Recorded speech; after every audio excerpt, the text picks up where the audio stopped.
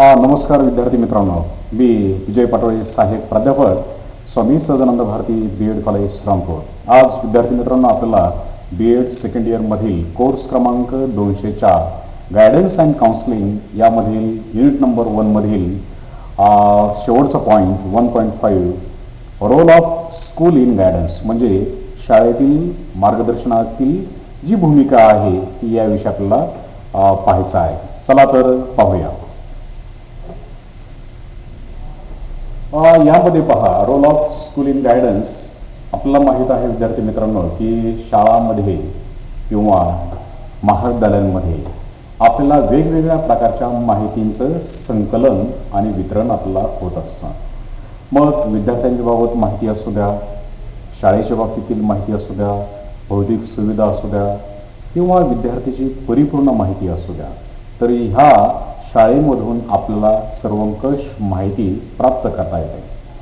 आणि आपल्याला माहीत आहे की मार्गदर्शनामध्ये शाळेची जी भूमिका आहे ती भूमिका अतिशय महत्त्वाची आहे. मग हे विद्यार्थी नेहमी अनुकरणातून शिकत असतात. शाळेमध्ये असताना हे विद्यार्थी आपल्या जे शिक्षक लाभलेले आहेत त्या शिक्षकांचं अनुकरण करतात. ते शिक्षक कसे शिकवतात, कसे बोलतात, कसे राहतात आणि कशा पद्धतीने इतरांशी व्यवहार करतात. तर मग अशा प्रकारचा जो व्यवहार आहे हा व्यवहार विद्यार्थ्यांना खऱ्या अर्थाने चांगला वाटतो आणि विद्यार्थ्यांनाही असं वाटतं की आपण सुद्धा आपल्या शिक्षकांसारखं नेहमी असावं, नेहमी राहावं आणि त्यांच्याप्रमाणे वागावं आणि बोलावं. तसंच हा जो विद्यार्थी आहे हा विद्यार्थी आपल्या घरातील सर्व सदस्य असतील, आपले मित्र असतील किंवा समाजातील ज्या लोकांना तो आदर्श मानत आहे अशा लोकांचं तो अनुकरण करत असतो. मग महाविद्यालयामध्ये किंवा शाळेमध्ये त्या विद्यार्थ्यांनी नेमकं अनुकरण कोणाचं करावं तर ते शिक्षकांचं करावं. कारण चांगल्या गोष्टीचं प्रतिबिंब त्या शिक्षकाच्या वर्तनामध्ये किंवा त्या शिक्षकाच्या सर्व बाजूने शिकवताना आपल्याला दिसत असतं, विद्यार्थ्यांशी संवाद करताना दिसत असतं, त्याचा स्वभाव आपल्याला कळत असतो. म्हणूनच शाळेने अशा प्रकारच्या संधी विद्यार्थ्यांसाठी उपलब्ध करून द्याव्यात. आणि मग आपल्याला माहीत आहे आपले जे विद्यार्थी आहेत हे विद्यार्थ्यांचं जे व्यक्तिमत्व आहे हे व्यक्तिमत्व खऱ्या अर्थाने आपल्याला अष्टपैलू बनवायचं आहे. तर मग अष्टपैलू व्यक्तिमत्व बनवण्यासाठी आपल्याला जे शिक्षण आपण त्या विद्यार्थ्याला देतो ते शिक्षण ही काय आहे, एक गतिमान म्हणजे डायनेमिक आणि सृजनशील म्हणजे क्रिएटिव्ह प्रक्रिया आहे. मग एखादा विद्यार्थी तुमच्यासमोर बसलेला हा विद्यार्थी फक्त विषयांचं ज्ञानच घेणारा नसतो, तर शाळेमध्ये महाविद्यालयामध्ये जे वेगवेगळे उपक्रम आहेत त्यामध्ये सहभाग घ्यायला त्याला आवडतो. चांगल्या पद्धतीने त्याला खेळायला आवडतं, लेखन करायला आवडतं, अभिनय करायला आवडतो, इतरांशी सुसंवाद त्याला साधायला आवडतं. म्हणजेच काय आहे तर शिक्षण ही अशी गोष्ट आहे की ज्याद्वारे त्या विद्यार्थ्याच्या व्यक्तिमत्वाचा सर्वांगीण विकास आपल्याला करता येतो आणि शाळा नेमकं ह्या ठिकाणी त्याला मार्गदर्शन करत असते. रोजच्या दैनंदिन अध्यापनाच्या व्यतिरिक्त इतर कार्यक्रमांमध्ये त्याला सहभागी करून घेणं हे शाळेचं प्रथम कर्तव्य असतं. म्हणून अशा शाळेमध्ये जर अध्ययन आणि अध्यापन प्रभावी जर असेल तर शिक्षण हे सुद्धा त्यांना प्रभावीरित्या मिळत असतं, शिक्षण त्या ठिकाणी प्रभावीरित्या होत असतं. मग एखाद्या विद्यार्थ्याची गुणवत्ता ही फक्त त्याच्या वैयक्तिक गुणांमुळे होत नसते, तर जो त्या शाळेमध्ये शिकतो, जे शिक्षक त्याला शिकवतात आणि ज्या शिक्षकांच्या मार्गदर्शनामुळे, शाळेच्या मार्गदर्शनामुळे त्याला अध्ययन म्हणजे नेमकं काय आहे ह्या गोष्टी त्याला समजलेल्या असतात. म्हणून शाळेची जी भूमिका आहे ती अतिशय महत्त्वाची आहे. भले ते शाळेच्या आतमध्ये तो विद्यार्थी असू द्या किंवा समाजामध्ये तो वर्तन करण्यासाठी बाहेर जाऊ द्या. मग शाळेमध्ये जे काही वेगवेगळे विषय आहेत त्या प्रत्येक विषयामध्ये विद्यार्थ्यांचा इंटरेस्ट आपण निर्माण केला पाहिजे, शाळेने निर्माण केला पाहिजे. आपल्याला मराठी आहे, हिंदी आहे, इंग्रजी आहे, इतिहास आहे, भूगोल आहे, गणित आहे, भौतिकशास्त्र आहे, कार्यानुभव आहे, चित्रकला आहे, म्हणजे शालेय स्तरावरती अनेक असे विषय असतात. परंतु प्रत्येक विद्यार्थ्याला सगळ्याच विषयांमध्ये इंटरेस्ट असेल का, तर नाही. परंतु शिक्षकाने हे समजून घेणं गरजेचं आहे की आपल्या विद्यार्थ्याला आपण जे विषय शिकवणार आहोत निदान त्या विषयाचं चांगलं ज्ञान त्यांना आपण प्राप्त करून देणं गरजेचं आहे. त्या विषयामध्ये अभिरुची निर्माण करून देणं कर्तव्य आहे. म्हणून शाळा त्या विद्यार्थ्यांना खऱ्या अर्थाने चांगल्या पद्धतीने शिक्षण देण्याचा प्रयत्न करत असते. आणि मग आपल्याला माहित आहे की विद्यापीठीय शिक्षण झाल्यानंतर विद्यार्थ्यांना कुठेतरी शालेय स्तरावरच एखाद्या विषयामध्ये रुची निर्माण होते.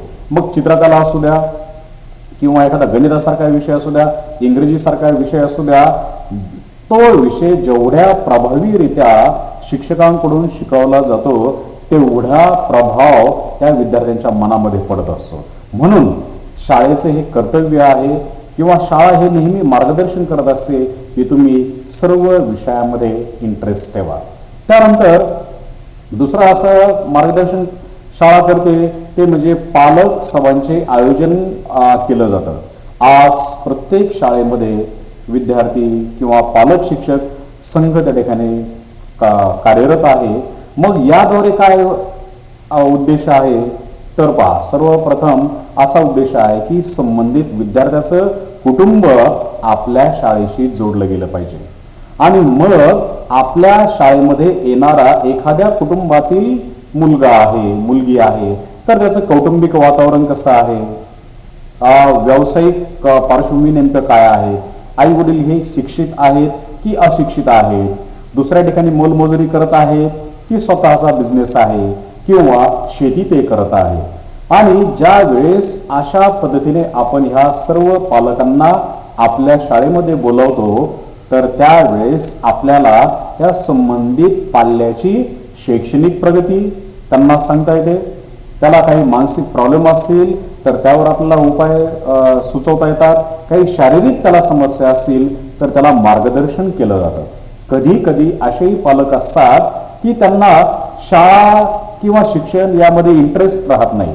आपला पाल्य हा थोडा मोठा झाला की त्याने सुद्धा घर खर्च चालवावा किंवा घरात काहीतरी अर्थार्जन करून आणावं अशी त्या पालकांची इच्छा असते. परंतु विद्यार्थी मित्रांनो, शाळा ह्या गोष्टीमध्ये अतिशय प्रभावी अशी भूमिका पार पडत असते की पालकांना तुमचा पाल्य, तुमचा मुलगा, तुमची मुलगी हे कसे वेगळे आहेत, कसा युनिक तो आहे, त्याच्याकडे कोणकोणते गुण आहेत, ह्या सर्व गुणांची ओळख त्या पालकांना करून देत असते. आणि मग त्यांना ते सांगत असते की जर तुम्ही ह्याला शिक्षणासाठी अध्ययनासाठी चांगलं पोषक वातावरण जर उपलब्ध करून दिलं, सुख सुविधा जर दिला आणि त्याला सहाय्य केलं, प्रोत्साहन दिलं तर निश्चितच तुमचा मुलगा त्याने निवडलेल्या क्षेत्रामध्ये तो यशस्वी होऊ शकतो. म्हणून शिक्षक पालक किंवा पालक शिक्षक संघाच्या द्वारे सुद्धा विद्यार्थ्यांना मार्गदर्शन केलं जातं. मग आपल्याला माहित आहे की विद्यार्थ्यांचं सर्वांगीण मूल्यमापन आपल्या शाळेमध्ये घटक चाचणी 1, 2, नंतर तिसरी घटक चाचणी, चौथी घटक चाचणी, नंतर 6माही परीक्षा, नंतर पुन्हा वार्षिक परीक्षा, ह्या परीक्षा चालतच असतात. मग ह्या परीक्षेमधून एखाद्या विद्यार्थ्याला संबंधित विषयामध्ये किती गुण मिळाले, त्याला किती चांगले गुण मिळाले आणि किती कमी गुण मिळाले तर याची सुद्धा चर्चा होणं गरजेचं आहे. आणि मग त्या विद्यार्थ्यांना चांगल्या अभ्यासात सवयी आपल्याला विकसित करता यायला पाहिजे.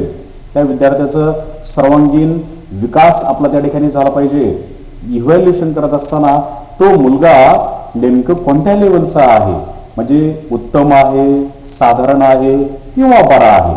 कधी कधी असं होतं की इव्हॅल्युएशन करत असताना त्या विद्यार्थ्याच्या व्यक्तिमत्वाची ओळख त्या संबंधित शाळेला किंवा शिक्षकांना होत असते आणि शिक्षक खऱ्या अर्थाने त्या विद्यार्थ्याला आणि शिक्षकांना किंवा इतर जे सह शिक्षक आहेत त्यांना मार्गदर्शन करतात की याला नेमकं कसं शिकवावं.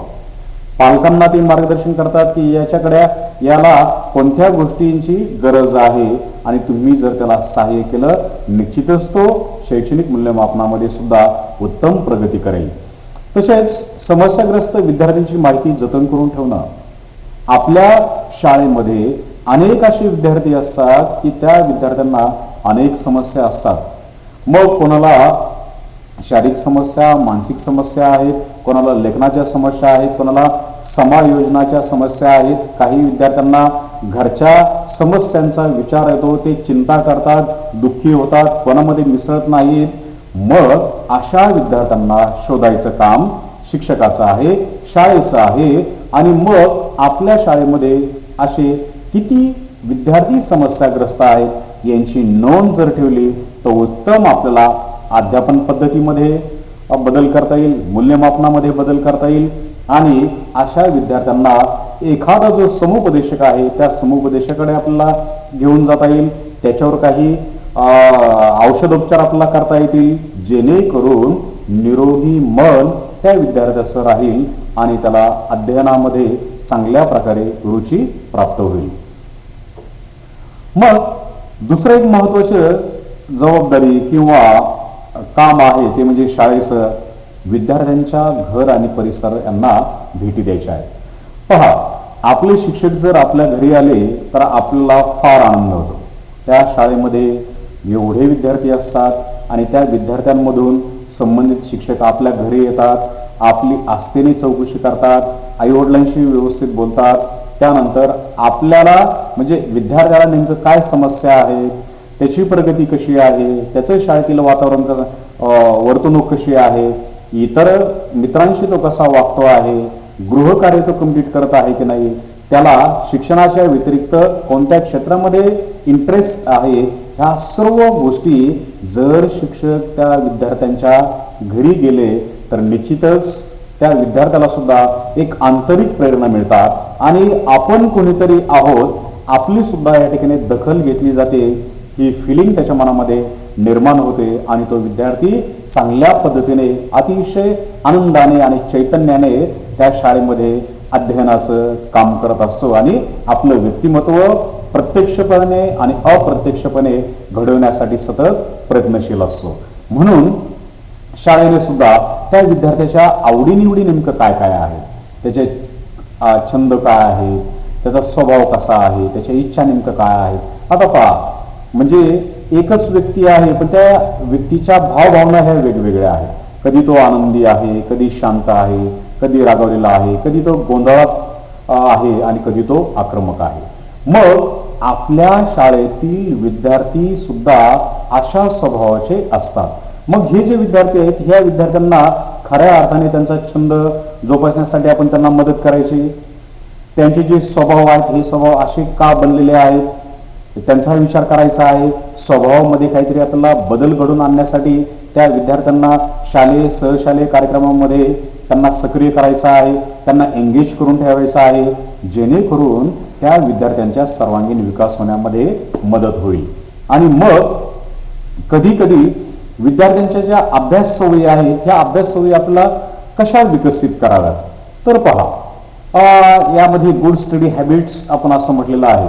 मग त्या विद्यार्थ्याने काय करणं गरजेचं आहे तर शाळेने त्या विद्यार्थ्याला अभ्यास सवयी कशा विकसित कराव्यात यावरती मार्गदर्शन करावं। म्हणजे आपला जो वेळ आहे, आपला वेळेचा सदुपयोग कसा करावा, वेळेचं नियोजन कसं करावं, आपण नेहमी सुसंघटित कसं असायला हवं, त्यानंतर आपण नेहमी आरोग्यदायी कसं असायला हवं, आपण वेगवेगळ्या कृतींमध्ये स्वतःला एंगेज करून ठेवलेलं आहे, समाजातील किंवा कुटुंबातील व्यक्तीशी सुसंवाद साधणं गरजेचं आहे।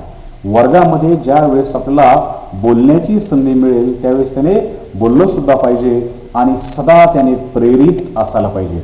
ह्या सर्व गोष्टींचं पालन त्या विद्यार्थ्याने जर केलं, शाळेने त्याला करायला लावलं, शिक्षकांनी त्याला सांगितलं तर निश्चितच त्या विद्यार्थ्याच्या अभ्यास सवयी ह्या विकसित होत असतात। आणि ह्या विद्यार्थ्यांना आपल्याला नेहमी भावनिकदृष्ट्या अतिशय बॅलन्स त्यांचं वर्तन राहील असं त्यांना ठेवावं लागतं, जेणेकरून त्याचा कुठेही तोल जाणार नाही आणि तो विद्यार्थी खऱ्या अर्थाने अतिशय चांगलं प्रगती त्या शिक्षणामध्ये तो करू शकतो।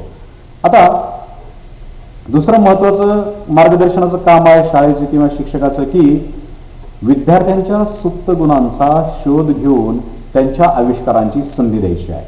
तुमच्या शाळेतील, आपल्या शाळेतील विद्यार्थी आहे, त्याला अभ्यासामध्ये इंटरेस्ट आहे, त्याला स्पोर्ट्समध्ये इंटरेस्ट आहे, त्याला सिंगिंगमध्ये इंटरेस्ट आहे, डान्सिंगमध्ये इंटरेस्ट आहे, क्राफ्टिंगमध्ये इंटरेस्ट आहे, आउटडोअरला इंटरेस्ट आहे, ट्रेकिंगला इंटरेस्ट आहे, किंवा टूरला इंटरेस्ट आहे, आणि किंवा काही कलेक्शन त्याला करण्यामध्ये इंटरेस्ट आहे, तर त्या विद्यार्थ्यांचे सर्व सुप्त गुण आपण जाणून घ्यायचे आहेत, त्यांची ओळख आपण करून घ्यायची आहे एक शिक्षक म्हणून किंवा एक शाळा म्हणून. आणि ज्या ज्या वेळेस संधी येईल त्यावेळेस त्यांच्यातील चित्रकला, त्यांच्यातील कलाकार, त्यांच्यातील शिक्षक आणि त्यांच्यातील खेळाडू याला आपण आविष्कार करायला संधी दिली पाहिजे. आणि मग दरवेळेस शिक्षकांनी फक्त ट्रॅडिशनल पद्धतीनेच वर्गात शिकवायचंय का? तर नाही. आज तुम्हाला, मला सर्वांना माहीत आहे की तंत्रज्ञान आपल्या जीवनाचा एक अविभाज्य भाग असा बनलेला आहे. आज आपल्याकडे IQ आहे, आपल्याकडे SQ आहे, EQ आहे, आणि आपल्याकडे आज DQ म्हणजे डिजिटल कौशल आपल्याकडे असणं गरजेचं आहे. मग हे जे शिक्षक आहेत, ह्या शिक्षकांनी ब्लेंडेड लर्निंग आहे, ब्लेंडेड टीचिंग आहे, मग यांचा वापर जर त्यांनी आपल्या अध्यापनामध्ये जर केला, किंवा आज नवीन पद्धतीने अध्यापन करण्यासाठी कोणकोणते नवोपक्रम आलेले आहेत, कोणकोणत्या टीचिंग मेथॉडॉलॉजीज आलेल्या आहेत, आणि तंत्रज्ञान आपण आपल्या अध्ययन अध्यापनामध्ये कसं वापरू शकतो, तर या सर्वांविषयी त्या शिक्षकांना ठराविक प्रशिक्षण देणं गरजेचं आहे. मग ते सेवांतर्गत असू द्या. मग जेणेकरून काय होईल की नवनवीन तंत्रांचा ते वापर करतील आणि विद्यार्थ्यांना शिकण्यामध्ये इंटरेस्ट निर्माण होईल. नाहीतर शिक्षकांनी फक्त सिलेबस कंप्लीट करायचा, त्यांचं मूल्यमापन करायचं आणि निघून जायचं असं नाही. तो विद्यार्थी तुम्हाला शेवटपर्यंत तुमचं अनुकरण करत असतो, त्यानंतर तो तुमच्याकडे वेगळ्या आशेने पाहत असतो. म्हणून त्याला चॅलेंजिंग आणि चांगलं प्रभावी आपण अध्यापन करणं गरजेचं आहे. मग ह्या विद्यार्थ्यांशी उत्तम संवाद आपल्याला साधता आला पाहिजे. मग माझ्या वर्गात मी ज्या ज्या विद्यार्थ्यांना शिकवत आहे त्या सर्व विद्यार्थ्यांना मी शिकवत असताना अध्यापन, शिक्षक आणि विद्यार्थी अशा द्विध्रुवात्मक आंतरक्रिया त्या वर्गामध्ये जर झाल्या तर त्या विद्यार्थ्यांना कुठेतरी वाटेल की मी सुद्धा ह्या वर्गाचा पार्ट आहे, माझ्याही संकल्पनांना इथे महत्त्व आहे, किंवा मलाही प्रश्न विचारले जातात आणि मीही प्रश्नांचं चांगलं उत्तर माझ्या शिक्षकांना मी देत आहोत. मग हे फक्त वर्गामध्ये शिकवतानाच आहे का? तर नाही. तर विद्यार्थी हा शाळेमध्ये आजूबाजूला ज्या ज्या ठिकाणी असेल तर उत्तम प्रकारे संवाद शिक्षकाने साधणं गरजेचं आहे. तर संवाद साधल्यानंतर काय होतं? एक आपुलकी निर्माण होते, आस्था निर्माण होते, प्रेम निर्माण होतं, आणि शिक्षक आणि विद्यार्थी यांचे जे काही प्रेमाचे संबंध आहेत, आपुलकीचे संबंध आहेत, यांच्याद्वारेच खऱ्या अर्थाने विद्यार्थ्याच्या भविष्याचा जो पाया आहे हा पाया त्या ठिकाणी भरला जातो. आणि दुसरं आहे माझी विद्यार्थी संघ स्थापन करणं आणि मार्गदर्शन करणं. आता पहा विद्यार्थी मित्रांनो, आपल्या प्रत्येक शाळेमध्ये किंवा ज्या तुम्ही शाळेमध्ये जाणार आहात शिकवण्यासाठी किंवा नोकरीसाठी, तर प्रत्येक शाळेमध्ये पालक आणि शिक्षक यांच्या संघाबरोबर माझी विद्यार्थी संघ असतो. आज आपल्या शाळेमधून शिकून गेलेले जे विद्यार्थी आहेत हे मोठमोठे अधिकारी झालेले आहेत, कुणी समाजसेवक झालेला आहे, कुणी शिक्षक झालेला आहे, कुणी उद्योजक झालेला आहे, कुणी खेळाडू झालेला आहे, किंवा कुणी संस्था काढलेल्या आहे. मग हे जे सर्व विद्यार्थी आहेत या सर्व विद्यार्थ्यांनी आपल्या शाळेमध्ये शिक्षण घेतलंय आणि त्यांच्या मनाने, त्यांच्या इंटरेस्टने त्यांनी आपले वेगवेगळे कार्यक्षेत्र निवडलेले आहेत आणि आज ते त्या कार्यक्षेत्रामध्ये अतिशय यशस्वी आहेत, प्रभावी आहेत. आणि मग अशा विद्यार्थ्यांना आपण जर शाळेमध्ये बोलवलं तर हे विद्यार्थी आपल्या विद्यार्थ्यांना मार्गदर्शन करतील आणि मग आपल्या यशस्वी जीवनाचा जो मंत्र आहे ते सांगतील. कष्टाला दुसरा पर्याय नाही हे ते विद्यार्थी सांगतील. म्हणजेच माझी विद्यार्थी संघ हा सुद्धा विद्यार्थ्यांना शैक्षणिक आणि व्यावहारिक जगात जीवनामध्ये यशस्वी कसं व्हावं यासाठी तो प्रेरित करत असतो. म्हणून शाळेची भूमिका अतिशय महत्त्वाची आहे. विद्यार्थी मित्रांनो, या ठिकाणी आपण जी शाळेची भूमिका आहे किंवा शाळेचं मार्गदर्शन आहे हे कोणत्या प्रकारे केल्यानंतर प्रभावी ठरू शकतं हे आज आपण पाहिलेलं आहे. तर धन्यवाद मित्रांनो. पुन्हा पुढच्या लेक्चरला आपण दुसऱ्या भागावर चर्चा करणार आहोत, त्याविषयी सविस्तर जाणून घेणार आहोत. तोपर्यंत धन्यवाद. संपर्कासाठी माझा नंबर आणि ईमेल ID आपल्या समोर मी देत आहे. Thank you very much. Have a nice day आहे.